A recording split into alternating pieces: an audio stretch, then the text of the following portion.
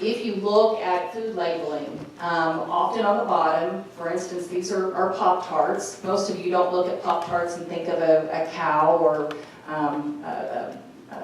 pork or something like that. But I actually had a reaction to these Pop-Tarts. These Pop-Tarts contain gelatin, and that was one of my reactions. So on this, it says contains wheat and soy ingredients, and that is required. That is an act of Congress that it lists that wheat and soy are ingredients on here. It makes it very easy to see, okay, I can't have this. If I'm allergic to wheat, I know I can't have this. If I'm allergic to soy, I know I can't have this. What we are trying to do is get the alpha-gal allergies also included on those. So it makes it very easy to find what it is that we can and cannot eat. The tremendous amount of hours that you spend in a grocery store reading the food labels and trying to understand all these crazy words that are on there and Googling every single word is insane.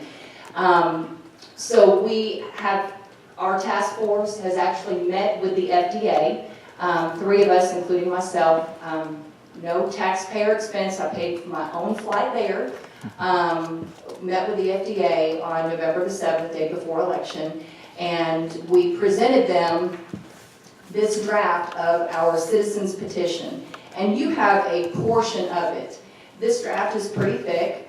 It has all the research and everything in there. They gave us some great feedback. We presented it as a draft so that we could still get some information to figure out what are we lacking here. And I found out a lot of information that I'm still lacking. So there is still work to do on this to actually petition the FDA. We have involved our congressional delegation. Every single member of the Arkansas congressional delegation has a staff member that's been involved with me. They were either present at that meeting with the FDA or they were on the telephone with the FDA during that meeting. So we still have work to do, and our task force is destined to end at the end of this year. And so I am going to be asking the new state representative for District 27, and hopefully our Dwight Tosh would be willing to bring forth another bill to keep this task force going. I think we still have more work. This task force has done an incredible amount of work in the short amount of time that we've had, not really costing taxpayers money. It is something that we have seen is making a difference.